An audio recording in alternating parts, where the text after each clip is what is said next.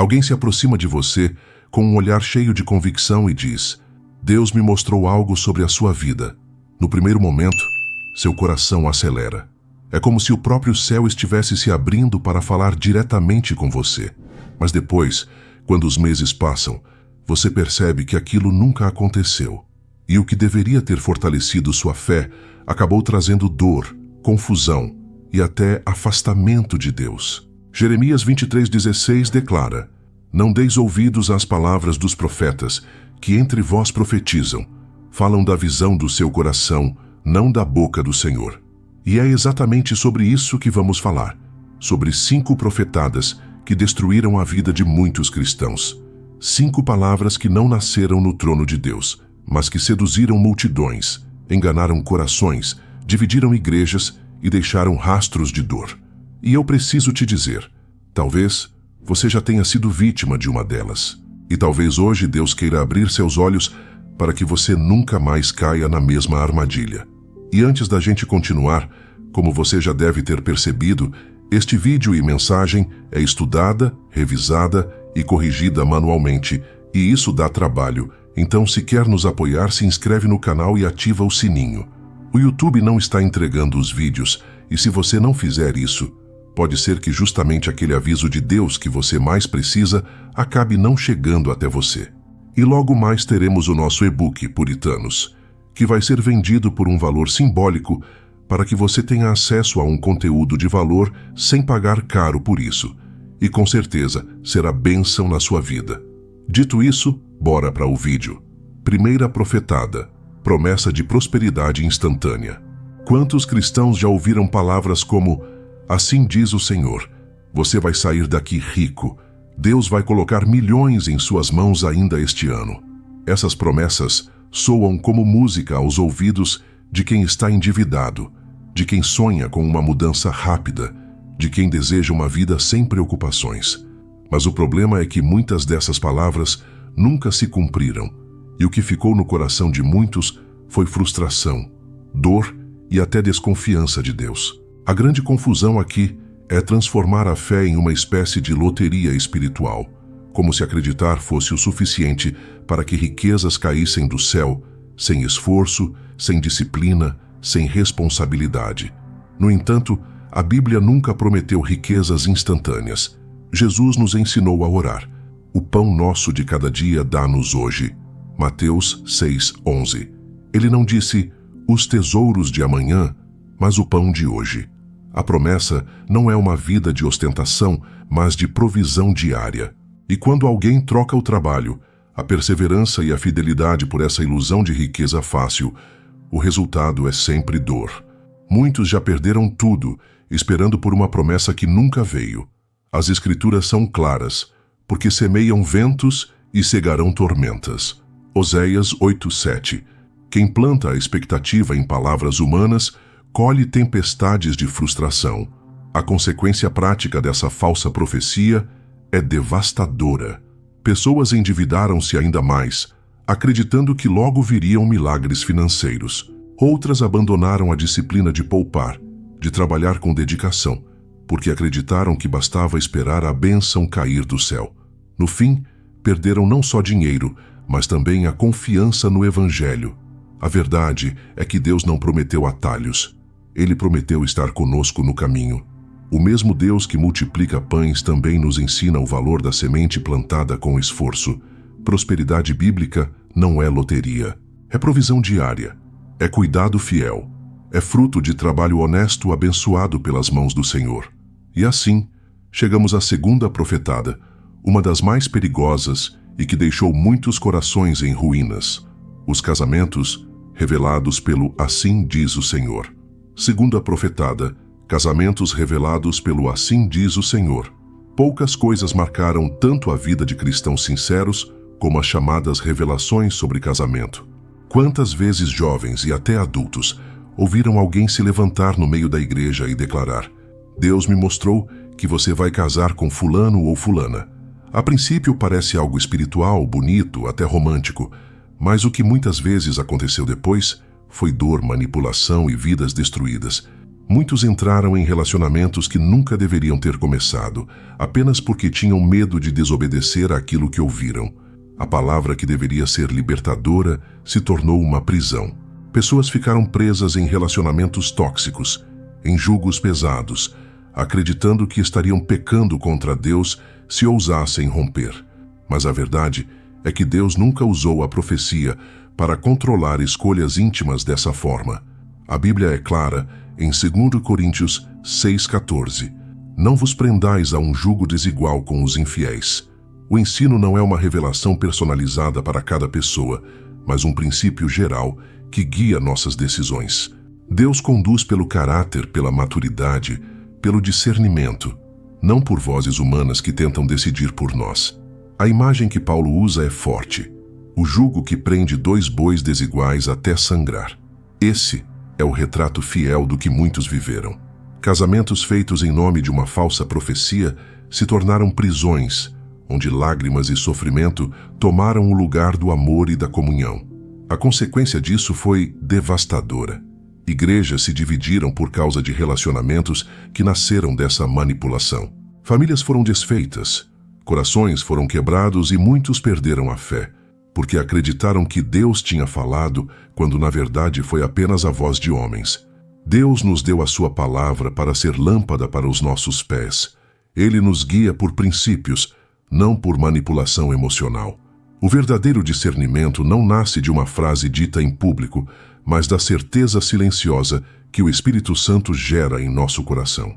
E se essa segunda profetada já trouxe tanto sofrimento, a próxima tem ainda mais peso, pois mexe com um dos maiores anseios da humanidade, a curiosidade sobre o fim dos tempos.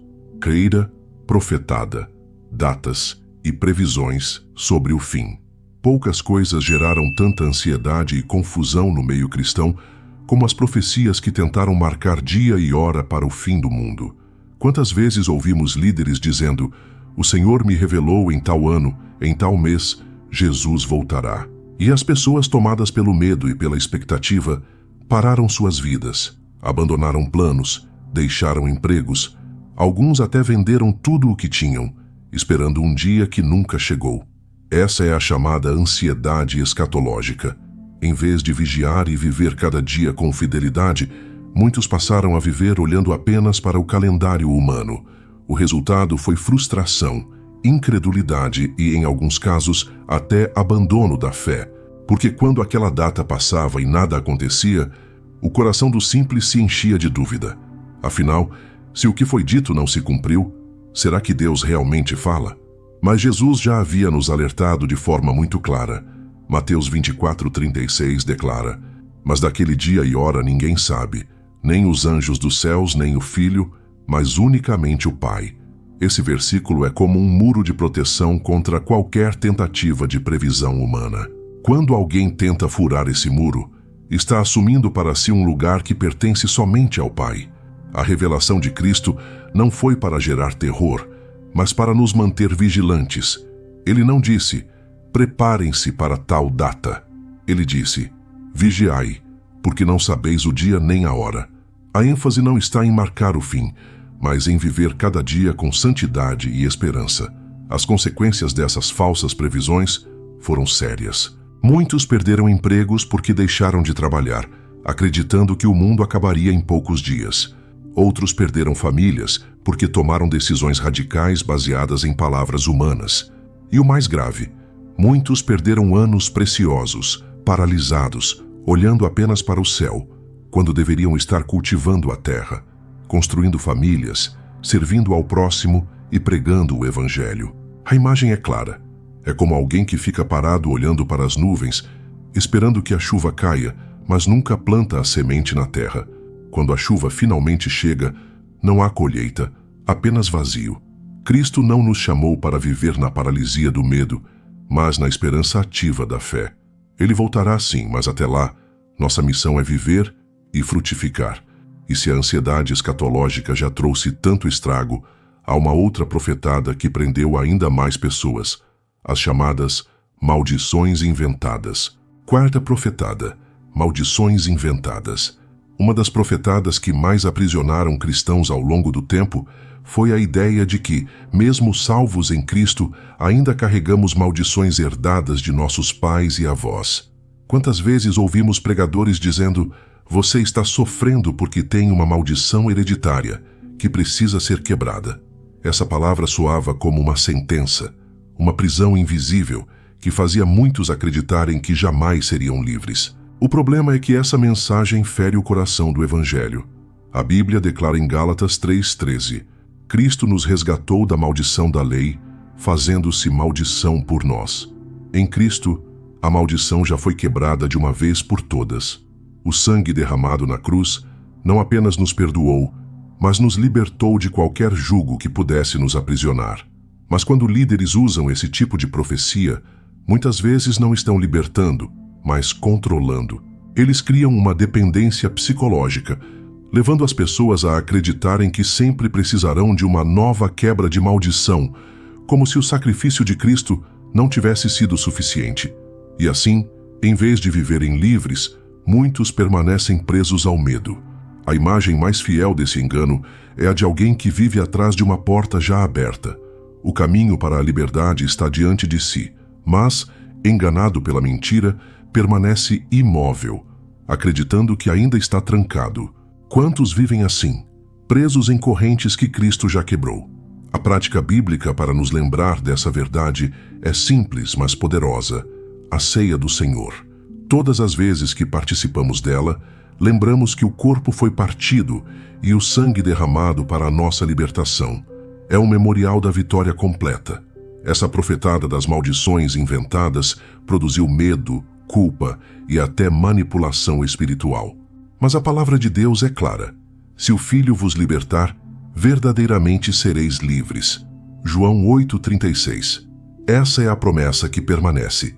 E se essa prisão invisível já causou tanto estrago, há uma profetada ainda mais destrutiva, a que mais feriu corações e abalou a fé de muitos. O Deus me disse que nunca foi Deus. Quinta profetada. O Deus me disse que nunca foi Deus. Entre todas as profetadas que marcaram a vida de cristãos, talvez nenhuma tenha causado feridas tão profundas quanto essa. Trata-se daquelas palavras ditas com autoridade máxima. Deus me disse. Quando alguém pronuncia essas 3 palavras, imediatamente desperta temor e obediência em quem ouve. Afinal, se foi Deus quem falou, quem ousaria questionar? Mas o grande problema surge quando a frase não veio do Senhor, e sim da mente e da vontade do próprio homem. Muitos foram guiados para caminhos errados, para decisões desastrosas, para escolhas que nunca deveriam ter feito, porque acreditaram na autoridade de alguém que usou o nome de Deus em vão. Essa é a mais dolorosa de todas as profetadas, porque toca no ponto mais sensível da fé: a confiança. Quando a confiança em que Deus fala é destruída, até ouvir a verdadeira voz do Senhor se torna difícil. A Bíblia já denunciava esse engano. Ezequiel 13,6 descreve falsos profetas que vêm dizendo: "O Senhor disse", sem que o Senhor os tivesse enviado. Essa é a essência do problema: colocar palavras humanas na boca de Deus. É uma usurpação da autoridade divina, um peso que nenhum homem tem o direito de carregar. As consequências são devastadoras. Pessoas deixaram ministérios porque alguém disse que Deus tinha um outro plano. Casamentos foram desfeitos porque alguém afirmou que o Senhor havia mostrado um novo caminho. Igrejas foram divididas porque líderes proclamaram que Deus mandou iniciar algo novo. O resultado foi um rastro de dor, frustração e desconfiança. Um exemplo bíblico ilustra bem esse perigo. Saul, movido por ansiedade, tomou uma decisão que não vinha de Deus. Ele ofereceu sacrifício sem esperar por Samuel, e sua pressa custou-lhe o reinado, como vemos em 1 Samuel 13. Ele não disse que Deus havia falado, mas agiu como se tivesse ouvido algo. Assim também acontece quando homens colocam sua própria voz no lugar da voz do Senhor. A única forma de não cair nesse engano é lembrar que a palavra já nos foi dada como voz infalível. Quando alguém usa o nome de Deus para manipular, aquilo não pode ser aceito como verdade, pois o Senhor nunca se contradiz. Sua voz sempre confirma as Escrituras, nunca as anula. Essa última profetada foi responsável por matar a fé de muitos. mas também nos ensina um princípio poderoso. Precisamos voltar à simplicidade da palavra como a única voz segura. E é exatamente nesse ponto que chegamos à conclusão, onde veremos que, mesmo diante de tantas vozes falsas, ainda existe uma voz que permanece no deserto. Ao olhar para essas 5 profetadas, percebemos um fio em comum. Todas elas substituíram a voz de Deus pela voz do coração humano. E cada vez que isso aconteceu, vidas foram despedaçadas. A promessa de prosperidade instantânea deixou muitos endividados e frustrados. As revelações forçadas sobre casamentos prenderam pessoas em relacionamentos de dor. As previsões do fim paralisaram famílias inteiras em um calendário que nunca se cumpriu. As maldições inventadas aprisionaram cristãos em correntes que Cristo já havia quebrado. E o Deus me disse que nunca foi Deus feriu profundamente a confiança dos simples. Mas em meio a tantas vozes quebradas, há uma voz que permanece. João 10:27 nos lembra: as minhas ovelhas ouvem a minha voz, e eu as conheço, e elas me seguem. Essa é a diferença. A voz do Senhor não confunde, não aprisiona, não destrói. Ela conduz, liberta, consola e fortalece. Talvez você, ao ouvir essas palavras, tenha se lembrado de alguma ferida ainda aberta. Talvez tenha se lembrado de um momento em que acreditou em algo que nunca veio de Deus. A boa notícia é que o Senhor continua sendo o mesmo. Ele é capaz de curar os feridos pela mentira, de restaurar os que foram enganados e de devolver a confiança daqueles que perderam a esperança. A cura muitas vezes não vem em novas palavras, mas em aprender a reconhecer o silêncio onde Deus sussurra, porque as últimas palavras que precisávamos ouvir já foram ditas na cruz. Ali, Cristo declarou: está consumado. Isso basta.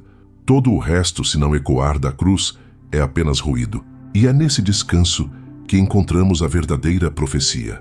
Não aquela que nasce da boca dos homens, mas a que flui da boca de Deus, imutável, eterna e suficiente para conduzir nossos passos até o fim. E se esse vídeo te ajudou de alguma forma, com certeza estes outros 2 que estão aparecendo na sua tela vão te ajudar também. Deus abençoe e te vejo daqui a pouco.